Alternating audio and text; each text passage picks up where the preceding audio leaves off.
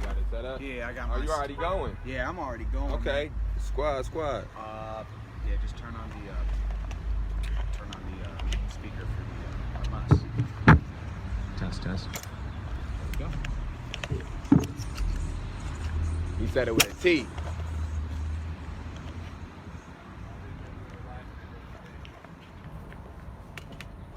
I'm gonna pretend like we laughed at the same thing.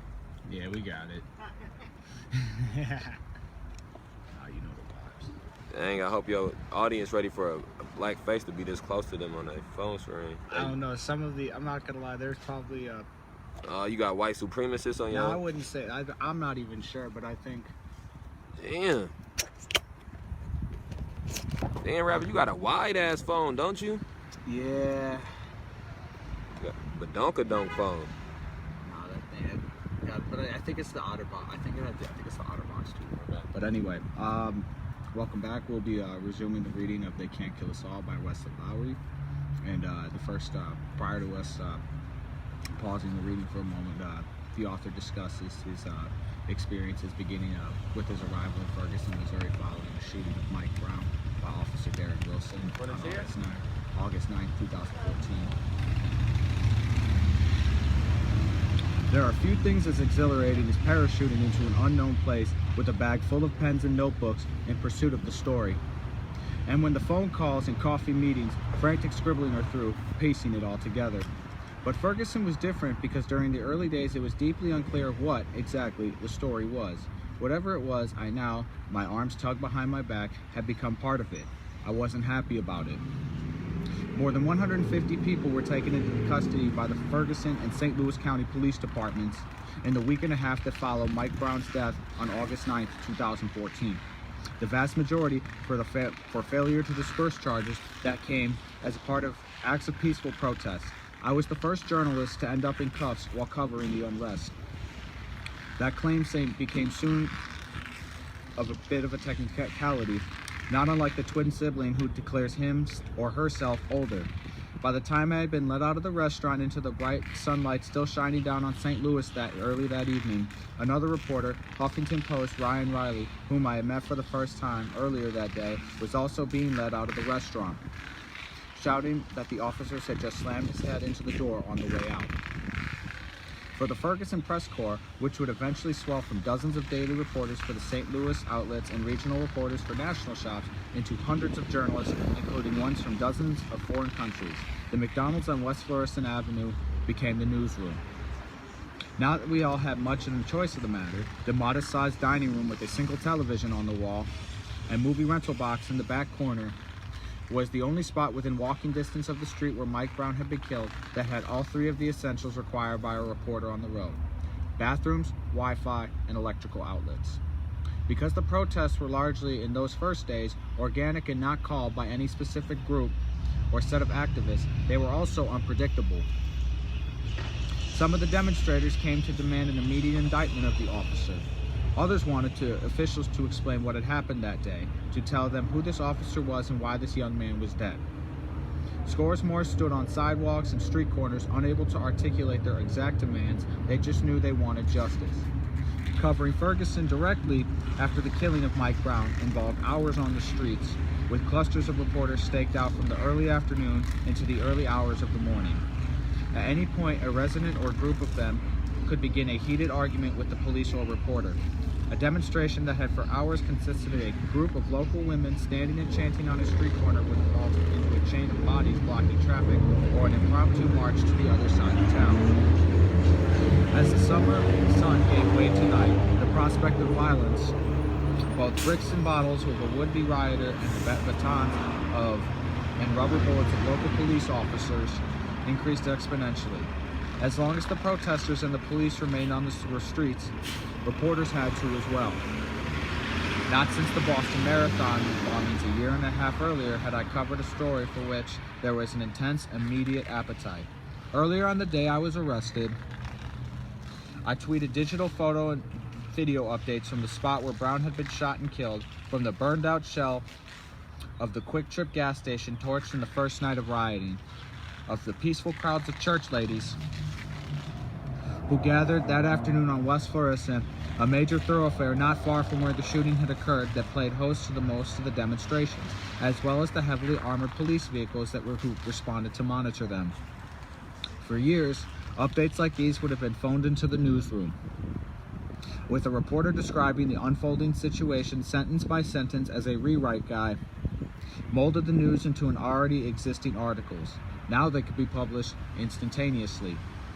But an iPhone battery only lasts for so long. So with the deadline for the story I was writing for tomorrow's newspaper looming, I left the protest and made the 3-block trek to the McDonald's, brought a Big Mac and fries, and from across the room greeted Ryan, and who holed up in the corner of the dining room to let my phone charge. It wasn't long later when the riot gear-clad officers entered, suggesting that we all leave because, with protests still simmering outside, things could get dangerous once the sun went down. Then, when it became clear that we were happy to wait and see how things developed outside, they changed their tune. Now the officers were demanding that we leave.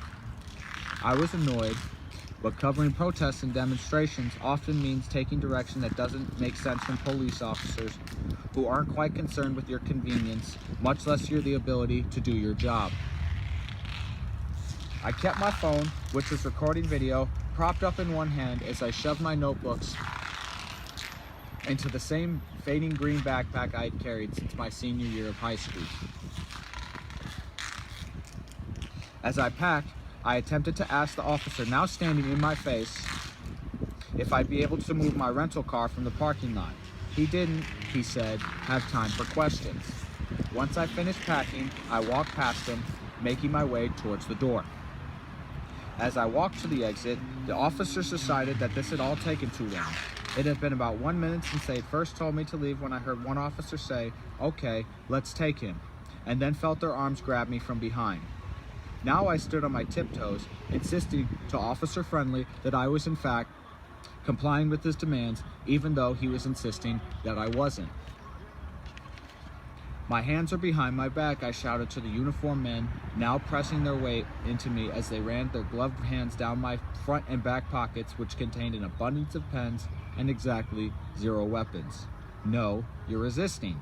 Stop resisting," and an officer barked back at me before I was let out of the building. On August 9th, 2014, the Saturday when 6 bullets fired by Darren Wilson entered Mike Brown's body, I was sailing in Boston Harbor with 2 of my former Boston Globe colleagues. And actually, on the day that Mike Brown was killed, I discovered what had happened. I was on a metro train going from Harvard to the city of Chicago, and I'm not sure exactly where I was, but I remember looking on Twitter and immediately seeing protests developing just outside of Ferguson, and I just remember the entire time. That was one of the first things we discussed in one of my high school classes, in which we discussed the news, was of what happened with Michael Brown and then later Eric Gardner. Seated snugly in a small sailboat settled deep in the water, we stared up at the city skyline drifting farther from us and the planes coming into Logan Airport descending low over our heads. This was one of what had been half a dozen return trips to Boston in the 7 months since I'd left a job as a Metro reporter for the Globe, my first full-time reporting gig after college, to join the staff of the Washington Post. For the year or so that I had worked in Boston, I wrote breaking news for the Metro desk and chipped in on the political desk, covering crime scenes and campaigns, police tape, and ticker tape. One day, I'd be in the back seat of an SUV listening to a mayoral candidate coax money out of the pockets of donors as underpaid and over-caffeinated staff tried to run damage control. Quote, "Everything said in the car can be off the record, right?" End quote. The next day, I get an early morning call from Mike Bello, the Globe's deputy city editor and a hard-charging, no-nonsense assignment editor who was among the favorites of my many bosses. Quote, "Morning, pal," end quote, he'd say in a low, growling yet friendly Bostonian. "Did I wake you?" Quote, unquote. "Of course not. I was getting ready to come into the office," I'd always reply. It was one of our jokes, which we both knew was a lie. I had been passed out on my mattress, which took up more than half of the tiny room I rented not far from Boston University, until the precise moment that the buzzing vibrations of my phone, tucked beneath my drooling mouth, jolted me awake. Quote, "That's what I like to hear. Early mornings are good for you," end quote. Bella would reply before giving me the morning's tasks. Quote, "We got a dead body in West Roxbury, cops still at the scene. Go try to find some witnesses, maybe some neighbors. Send in some color, take some iPhone video," end quote. The Metro General assignment beat is murders, stabbings, bodies, and grieving families, with the occasional highway closure or wild turkey sighting mixed in. There was the drunk driver, so loaded one morning that she plowed into a mother walking her 7-year-old daughter, killing the child, and the elderly man bludgeoned to death by his nephew in the living room of the apartment where he had lived for decades. Worse was still the mother in New Bedford who had a seizure while in the shower, her newborn baby nestled in her arms. They both drowned. When 2 terrorists attacked the Boston Marathon exactly 1 month after I began the job, I stood outside a local hospital, filing bits of information gleaned from victims and their families. The next day, I'd be up on the team reporting stories of the injured. The following day, up early covering President Obama's address to the still grieving city. And late on the scene as local police officers engaged in a chaotic shootout with the brothers.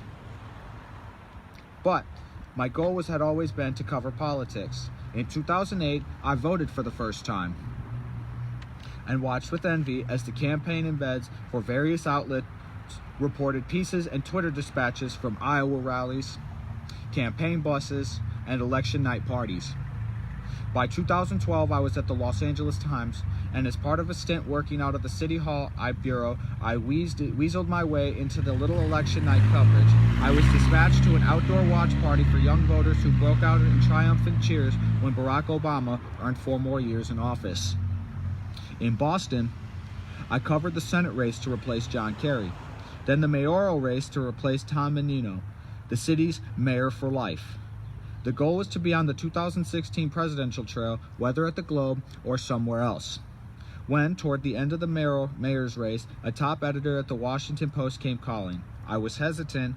I loved Boston, but the new job was covering Congress, with a clear path toward the campaign trail.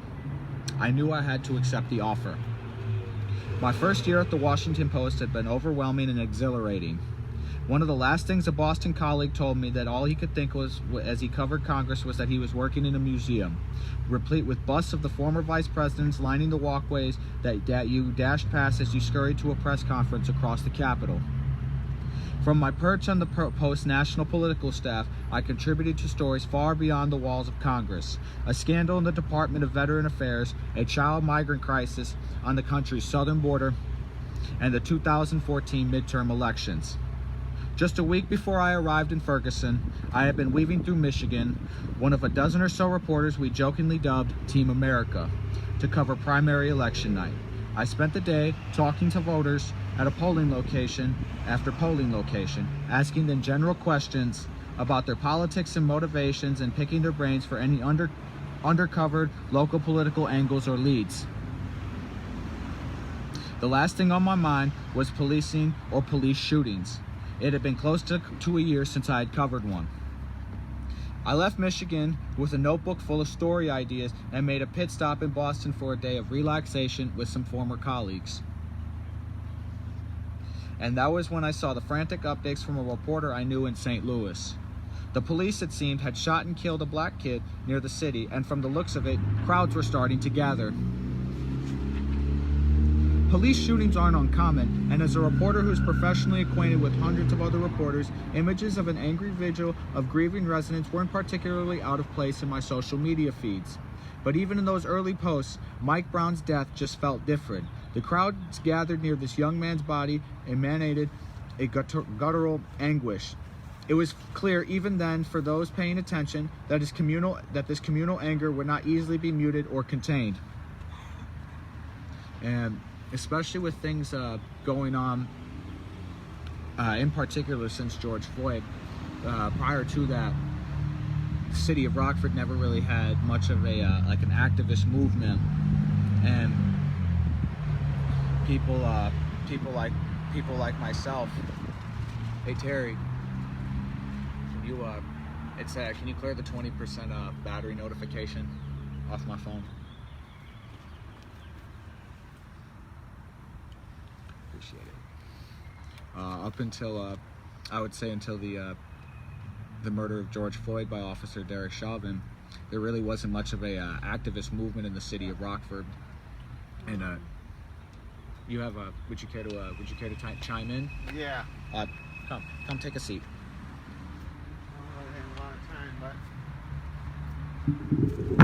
I think the truth is that we had movements. Well, not movements, but when Take it off. Stand up because my live stream is a little slanted towards me if you want it. but that whenever these police killings would happen, there would be that's good.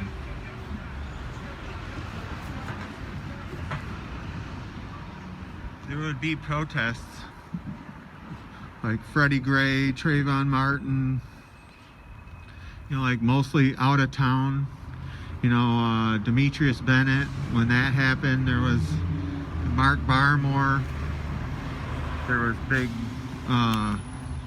rallies, or not big, but rallies, and so to say that there was no protest movement is, I think, a little misleading. It's just that they weren't ongoing. I always felt that the problem with them was that they were one-offs. What really changed in 2020 was that it became continuous, unending, and here we are 182 and a half days into occupation of City Hall. 182 and a half. We're halfway through the year. That's been since October 3rd of 2020, after the shooting of Tyrus Jones, an unarmed black man, by Officer Dominic McNeese of the Rockford Police Department at the intersection of South Main and Harrison Avenue. All right, I'm gonna go put up memorials. And once again, I just want to remind everybody that this weekend is we will be updating and refreshing the memorials in Say Their Name Square, located along East State between 1st and 2nd Street, along the path towards City Hall in Rockford, Illinois. Back to the reading. Police shootings aren't uncommon, and as a reporter who is professionally acquainted with hundreds of other reporters, images of an angry vigil of grieving residents weren't particularly out of place in my social media feeds. But even in those early posts, Mike Brown's death just felt different. The crowds that gathered near this young man's body emanated a guttural anguish. It was clear even then, for those paying attention, that this communal anger would not easily be muted or contained. That Monday morning, after 2 nights on which angry daytime protests had given way to destructive waves of looting after the sun went down, the Post's deputy national editor walked past my desk and overheard me discussing the ongoing situation in Ferguson. Could I get on a plane? Sure, I said, staring down at the still-packed bags from my trip to Michigan from Boston. I wasn't completely excited. I had just gotten back from the road and really wanted to spend a few days decompressing, but I knew better than to turn down an assignment. I needed to go to Ferguson, even if it was quick.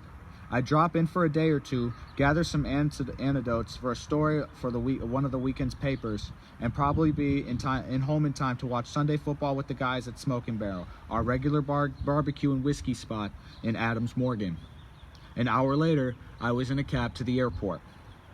Since I arrived in Ferguson, I found many of the residents willing to talk, often sharing stories that seemed on their face unbelievable. Officers who pulled them over repeatedly, nights spent in jail for unpaid speeding tickets, and most disturbing of all, shootings and deaths at the hands of police officers about which they and the people of Ferguson still lacked answers. And one thing to bring this back to the city of Rockford and Winnebago County, there have been, I believe, over 30 deaths at the hands of law enforcement. I would say I would say within at least the last 15 years or so. And it's not just limited to the city. It's not just limited to the city of Rockford.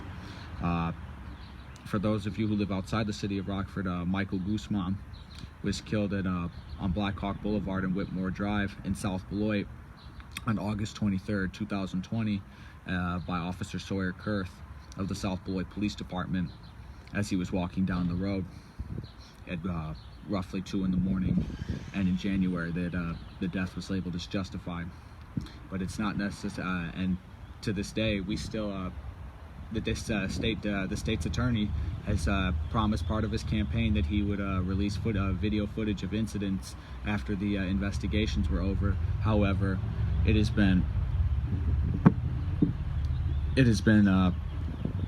roughly it's been about 7 months or so, and there's still the public has not seen the dash cam footage. However, they were quick to release the dash cam footage of an assault on a protester who they claimed was reaching for the officer's gun.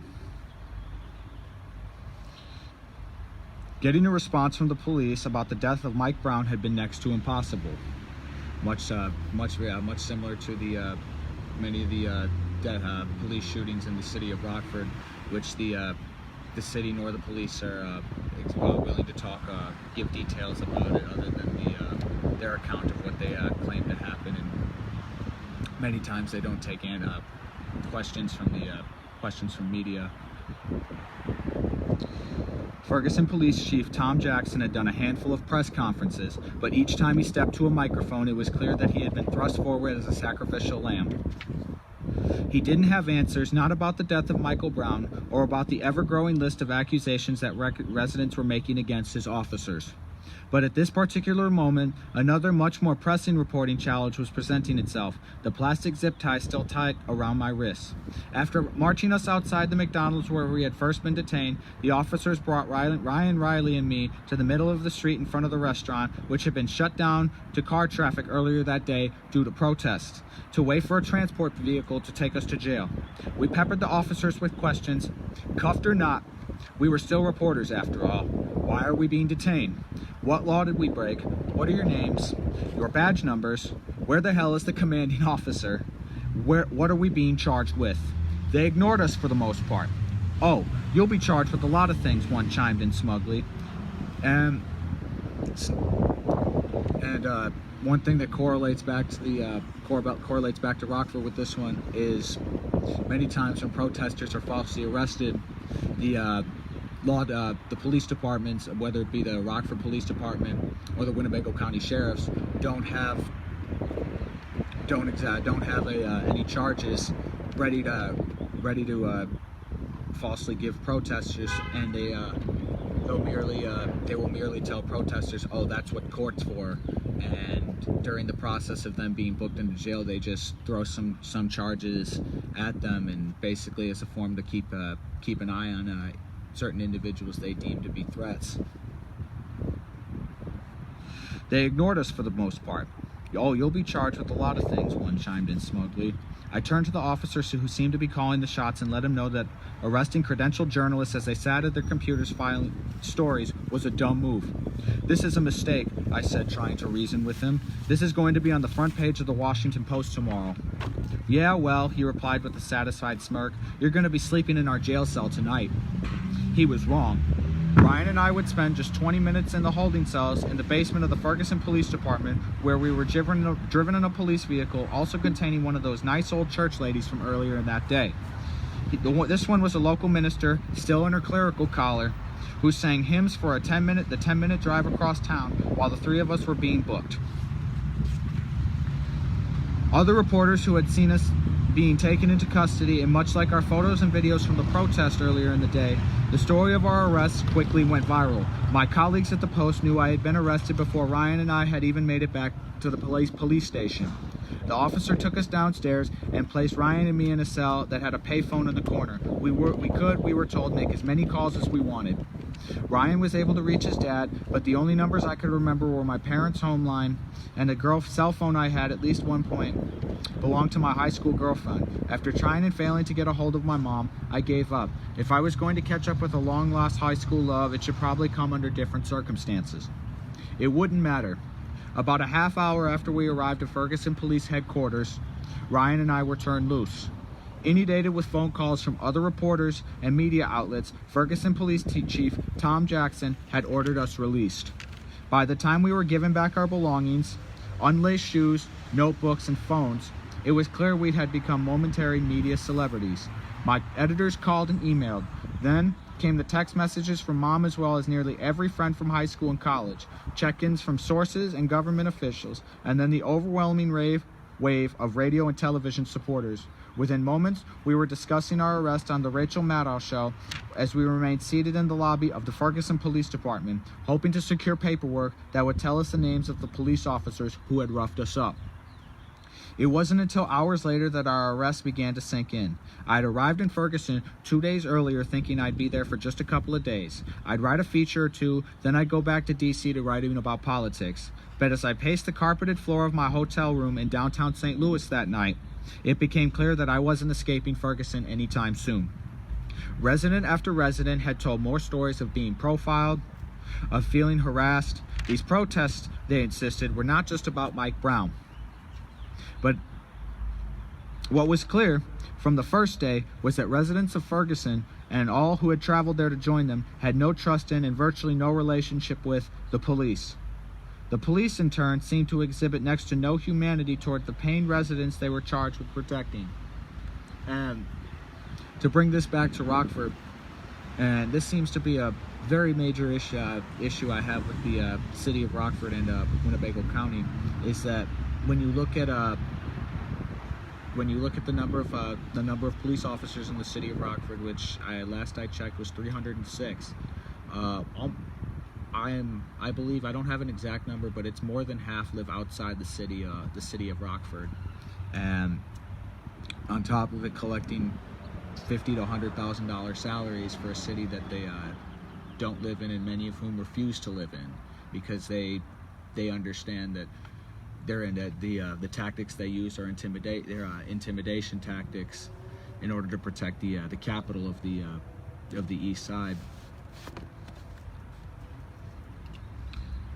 Ferguson would birth a movement and set the nation on course for a still ongoing public hearing on race that stretched far past the killing of unarmed residents.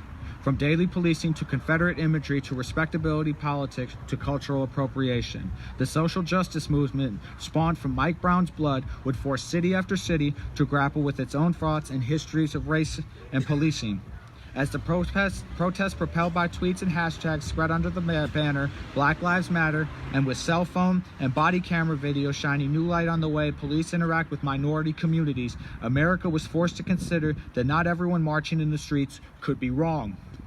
Even if you believe Mike Brown's own questionable choices sealed his fate, did Eric Gardner, John Crawford, Tamir Rice, Walter Scott, Freddie Gray, and Sandra Bland all deserve to die? It's worth remembering now, as the Obama presidency has come to its close, what it was like to live inside the moment when this ascendancy was still an unfolding fact. After seemingly never-ending sea of first black mayors, first black governors, and first black senators to have reached the ultimate electoral mountaintop, the presidency seemed to have then been validated decades of struggle.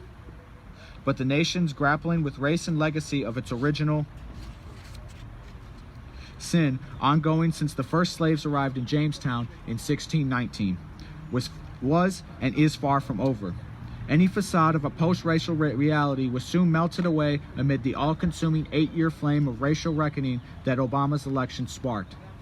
Ferguson would mark the arrival on the national stage of a new generation of black political activists, young leaders whose parents and grandparents had been born as recently as the 1970s and 80s, an era many considered to be post-civil rights. Their parents' had largely focused on winning the opportunity to participate in the political process and gaining access to the protections promised to them as citizens. Their parents focused on using the newfound opportunities and safeties provided by the Civil Rights and Voting Rights Act to claim seats at the table, with political and activist strategies often focusing on registering as many black voters and electing as many black leaders to public office as possible. For at least 2 decades, the days of taking the struggle to the streets had seemed, for many politically active black Americans, far in the rearview mirror. For many of the post-Joshua generation, the young men who, like me, cast their first ballots in 2008 had grown up in integrated schools and neighborhoods in a world where black entertainers like Michael Jackson and Jordan were widely recognized as the world's greatest. The seemingly unrelenting wave of black death required an accounting.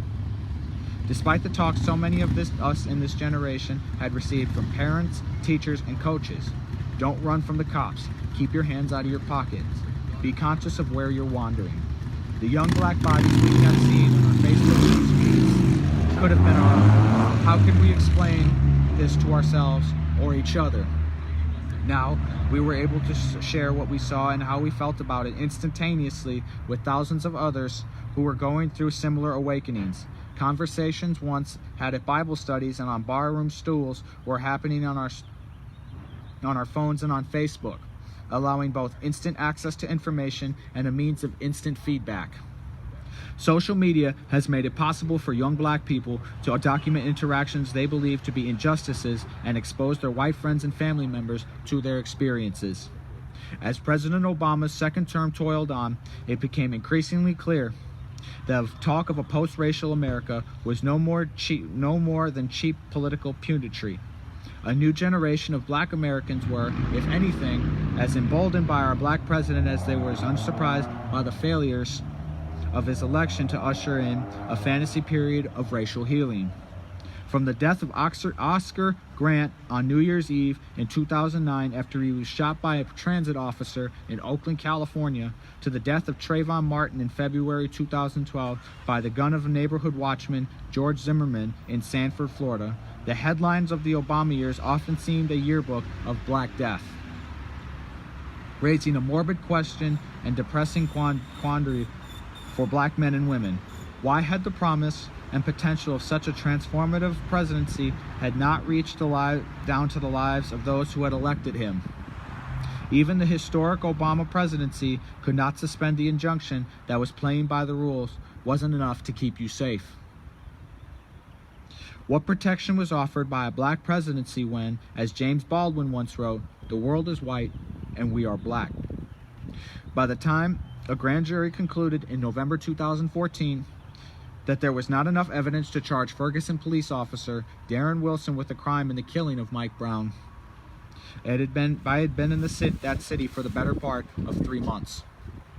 I didn't know that I'd spend the next 8 months crisscrossing the country, visiting city after city, to report on and understand the social movement that had vowed to wake a sleeping nation and insisted it begin to truly value black life. Each day, it seemed, there was another shooting.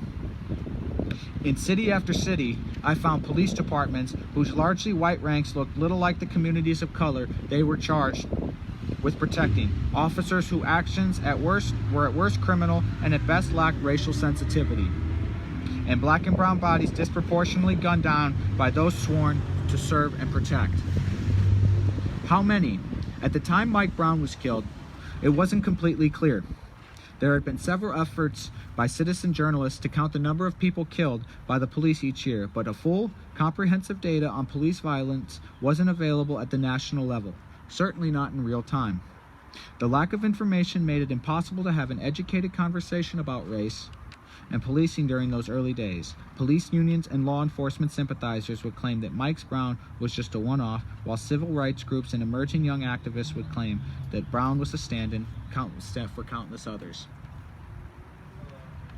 Those deaths were black communities' reality, even though they were left with no way to quantify the truth to a skeptical majority white media, or by extension, the nation. In interviews over the months I spent in Ferguson, residents described Mike Brown as a symbol of their own oppression. In a city where federal investigators would later conclude traffic tickets and arrest warrants were used to systematically target impoverished black residents Brown's death afforded an opportunity through protest otherwise ignored voices to be heard. On many nights, protesters would refuse to provide their names to reporters who approached them for interviews. "My name is Mike Brown," they would reply. In the year following Ferguson, my colleagues and I at the Post compiled a number of police killings as a way of establishing an accurate count. The picture that we painted would reveal how common it had become for unarmed black men to be killed by police officers. One unarmed black person shot and killed by the police every 10 days. The story of these men and a few women stared out at me from the sea of white men and women who were also left dead at the hands of police officers. Almost all of these shootings, 990 of them in 2015 alone, would be ruled legally justified. And in a plurality, if not a majority of these cases, officers, it seemed, had little option but to fire their weapons. But in hundreds of the cases, the circumstances were much muddier. What does justice look like for those who were killed by officers who, according to the way our laws are written, have committed no crime, but who through tactic or restraint could have avoided taking a life? What should be said to those grieving families? What recourse awaits them once the grand jury returns no bill? Justice is a hard concept to wrestle when your eyes are being filled with scenes of death. On the first night in Ferguson, I was sucked into the story I wanted to cover and understand, even if I would struggle for the next year to reconcile my own role in the chaos. When I had been a reporter for all but 3 years, my beat had become the nation's biggest domestic storyline. The young leaders behind many of the protests often trusted me because we had been classmates or childhood playmates. In some cases, we had been. The streets of Ferguson and later Baltimore were flooded with newly declared citizen journalists, as well as writers and reporters with well-stated partisan or ideological loyalties. They, along with scores of live streamers, often who used phone apps to broadcast live images and audio from the nights of rioting, played a crucial role in the creation of the movement. But my role, I knew, was different. My fundamental professional obligation was to fairness and truth. Among those truths, however, were these. I am a black man in America who is often tasked with telling the story of black men and women killed on American streets by those who had been sworn to protect them, but had historically have seen and treated those men, women, and even their children as anything but American. That story didn't start or end on the streets of Ferguson. And I highly encourage you guys to check out the history of policing and how the idea of modern policing in America traces back to the ideas of slave catchers in the South. I highly encourage you guys to check out the history of policing and how the idea of policing is to protect whiteness and property.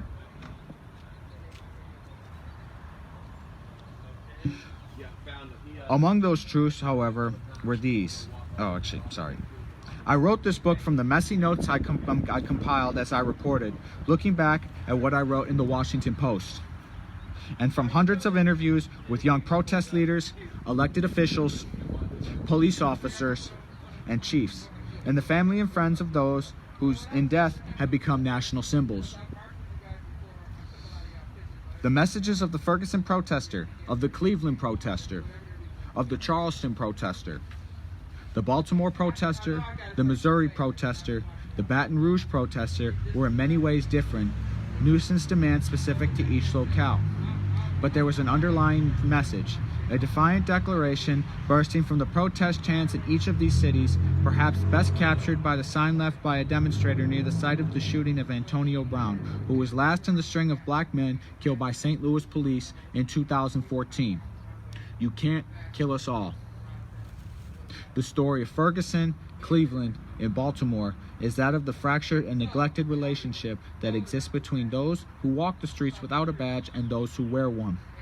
This gulf of trust only widens and becomes harder still to fill with each shooting, and the conversation about accountability and reform stalls each time, as we saw earlier this year in Dallas and Baton Rouge, when an officer's life is deliberately targeted in the name of vigilante justice. And to bring this this moment back to Rockford, this isn't exactly a moment of vigilante justice, but during the murder of Eddie Patterson, the city of Rockford, the state of Illinois, as well as the entire country, demonized Eddie Patterson while glorifying Officer Jamie Cox's role in the murder of Eddie Patterson, despite eyewitnesses at the scene claiming a completely different story as opposed to what was put out by the Rockford Police Department. 2 years after America's Great Awakening to the reality of police violence in the streets of Ferguson, the same distrust, pain, and suspicion that drove thousands of them into the streets flow through the veins of millions of black and brown Americans. The story of Ferguson remains the story of America. And that's the introduction to They Can't Kill Us All, the story of the struggle for black lives, written by Wesley Lowery. We will be continuing to read this throughout the day, as well as refreshing and updating the memorials in Say Their Name Square, located along East State Street, in between 1st and 2nd Street. It's right outside of Rockford City Hall. I highly encourage you, as members of the community, to come out and check out the memorials and not be afraid to ask questions. In the meantime, that should be everything for this live stream. Thank you.